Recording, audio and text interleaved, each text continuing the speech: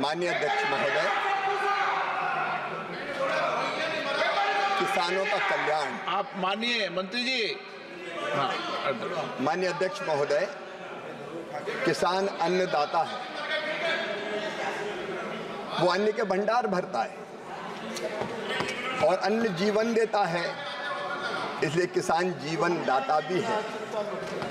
और ये हमारी सरकार का प्रधानमंत्री नरेंद्र मोदी जी के नेतृत्व में एकमात्र लक्ष्य है, किसान कैसे सुखी हो, उसकी समस्याओं का समाधान कैसे हो। माननीय अध्यक्ष महोदय, किसान की सेवा हमारे लिए भगवान की पूजा से बढ़कर है और इसी भाव से अनेकों उपाय प्रधानमंत्री नरेंद्र मोदी जी के नेतृत्व में ये सरकार अनेकों उपाय कर रही है। उनमें से एक उपाय है किसान का उत्पादन बढ़ाना। और मुझे बताते हुए प्रसन्नता है कि प्रधानमंत्री जी के प्रयत्नों के कारण देश के अन्न के भंडार भरे हैं। मुझे बताते हुए प्रसन्नता है माननीय अध्यक्ष महोदय कि आज कृषि विकास दर हमारी 4% के आसपास है, लेकिन अन्न के भंडार या फल और सब्जी के विपुल उत्पादन के बाद एक समस्या आती है और वो समस्या है उसके उचित भंडारण की। उचित भंडारण के अभाव में हम जानते हैं कि कई वर्षों तक दूसरी सरकार रही, लेकिन ना वेयर हाउस बने, ना राइपिंग सेंटर बने, ना कोल्ड स्टोरेज बने, ना ग्रेडिंग और साइटिंग की ठीक व्यवस्थाएं की गई। और जब प्रधानमंत्री नरेंद्र मोदी जी ने एक बहुत किसानों के हित में बड़ा कदम उठाया और वो था एग्रीकल्चर इंफ्रास्ट्रक्चर फंड बनाने का। मुझे बताते हुए खुशी है, 1 लाख करोड़ रुपए की एग्रो इंफ्रा फंड की योजना प्रधानमंत्री नरेंद्र मोदी जी लेकर आए। और जैसा माननीय सदस्य किसान की सदस्य माननीय मंत्री जी एड्रेस इधर करें। पुरुषोत्तम रूपाला जी, माननीय अध्यक्ष महोदय, कृषि की समस्याओं को समझते उन्हें स्टेटस पूछा है। मैं आपको बताना चाहता हूं माननीय अध्यक्ष महोदय, इस योजना के अंतर्गत अब तक पूरे देश में, जिनमें लगभग 31 राज्य सम्मिलित है, माननीय अध्यक्ष महोदय, कुल मिला के 72,222 संरचनाएं, जिनकी लागत 76,305 करोड़ रुपया है, ये पूरे देश में बनाई गई। ये मध्य प्रदेश हो, महाराष्ट्र हो, उत्तर प्रदेश हो, पंजाब हो, राजस्थान हो, आंध्र प्रदेश, तेलंगाना, कर्नाटक, गुजरात, हरियाणा, तमिलनाडु, पश्चिम बंगाल में भी बनाई गई है, छत्तीसगढ़ हो, उड़ीसा, केरल, बिहार, आसाम, झारखंड, जम्मू कश्मीर, हिमाचल, दिल्ली, गोवा, चंडीगढ़, त्रिपुरा, चारों तरफ भंडारण की उचित व्यवस्थाएं की जा रही है। और इसके कारण किसान को औने पौने दाम पे अपने उत्पाद को बेचना नहीं पड़ता। वो जब चाहता है कि कोल्ड स्टोरेज में रखे या वो वेयर हाउस में रखता है और उचित दाम मिलने पर बेचता है। ये किसान की खेती को फायदे का धंधा बनाने के लिए बहुत बड़ा कदम है माननीय अध्यक्ष महोदय, जिसका लाभ पूरे देश के किसान उठा रहे हैं। रूपाला जी। माननीय अध्यक्ष महोदय, मैं कृषि मंत्री का आभार प्रकट करता हूं कि उन्होंने विस्तार से इस विषय की जानकारी। आप विस्तार से क्वेश्चन मत पूछो, आप शॉर्ट में क्वेश्चन पूछो। एक लाइन में पूछूंगा सर कि प्रधानमंत्री जी ने हमारे किसानों को अन्नदाता के साथ साथ ऊर्जादाता बनाने का भी विषय रखा है और संकल्प किया है। इसी योजना के तहत उसी दिशा में क्या प्रगति हुई है वो मैं आपसे जानना चाहता हूँ। माननीय अध्यक्ष महोदय, प्रधानमंत्री जी बहुत विजनरी लीडर हैं।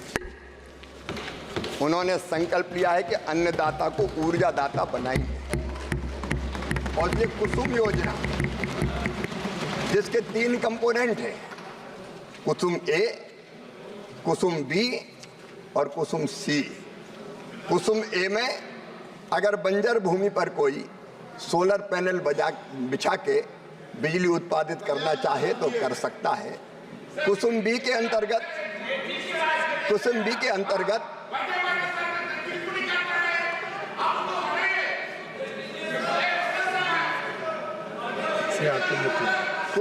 अंतर्गत माननीय अध्यक्ष महोदय, वो सोलर पैनल अपने खेत में लगा के अपनी सिंचाई की व्यवस्था भी कर सकता है और वो चाहे तो ग्रिड में उत्पादित बिजली देके बिजली बेच के लाभ भी प्राप्त कर सकता है। और कुसुम सी योजना के अंतर्गत माननीय अध्यक्ष महोदय, वो अपना सोलर पैनल लगा के अपनी खेत की सिंचाई की व्यवस्था भी कर सकता है। मुझे बताते हुए प्रसन्नता है कि कुसुम बी और कुसुम सी एग्रीकल्चर इंफ्रास्ट्रक्चर फंड की योजना के अंतर्गत सम्मिलित कर ली गई है और कुसुम ए पर भी अभी विचार किया जा रहा है। मनीष जायसवाल। अध्यक्ष जी, मैं माननीय कृषि मंत्री जी का और प्रधानमंत्री जी का बहुत आभार व्यक्त करता हूं कि इस कृषि इंफ्रास्ट्रक्चर योजना के तहत जो इन्होंने किसानों को राहत दिया है। लेकिन मेरा एक सुझाव है अध्यक्ष महोदय, आपके माध्यम से मैं माननीय मंत्री जी तक ये सुझाव पहुंचाना चाहता हूं कि सेलेक्टिव एरिया, जैसे हमारे झारखंड में टमाटर की खेती बहुत होती है। दादा, किसान के बारे में बात हो रहा है, दादा थोड़ा सम्मान कीजिए अन्नदाता का। किसान के बारे में बात कर रहे हैं हम लोग, थोड़ा सम्मान करिए दादा उसका। अध्यक्ष महोदय, मैंने आपको पहले भी आग्रह किया है, माननीय सदस्यों को भी आग्रह किया, विशेष रूप से माननीय मंत्रीगणों का आग्रह किया है। कोई भी बैठे कोई भी टिप्पणी कर रहा है, आप उसका जवाब नहीं दें। और माननीय सदस्य भी क्यों जवाब दें? आप तो प्रश्न पूछे सीधे मेरे सवाल। इन्हीं लोगों की आदत है, उनकी आदत में सुधार नहीं हो सकता।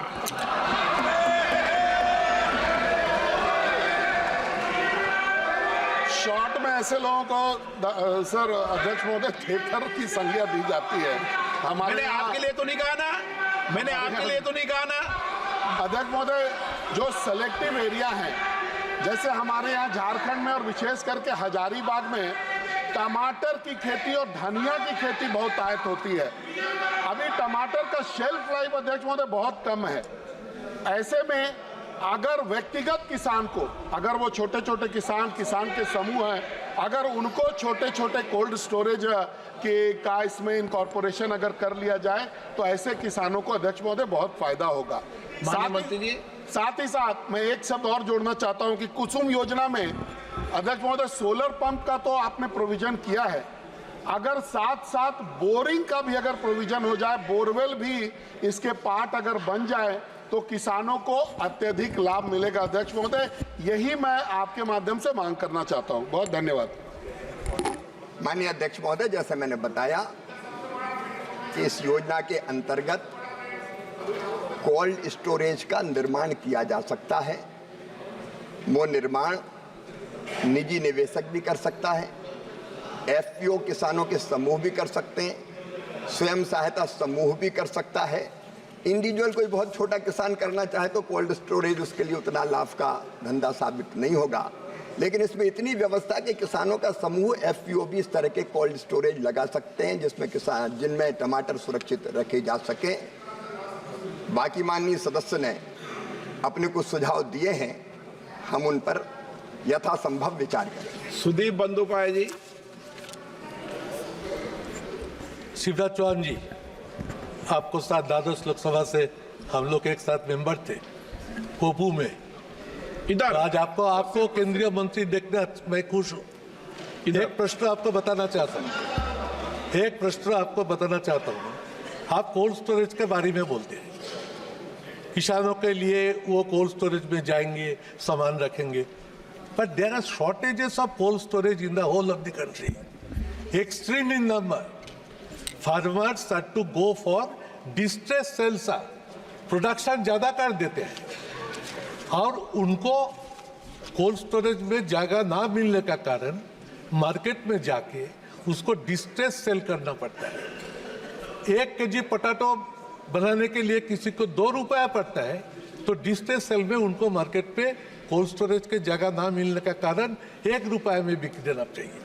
मैं जानना चाहता हूं मंत्री को पास कि कोल्ड स्टोरेज सेटअप को सारे देश में बढ़ाने के लिए किसानों को जितना नेसेसिटी है इसको फिलअप करने के लिए ये भारत सरकार क्या पदक्षेप लिया है?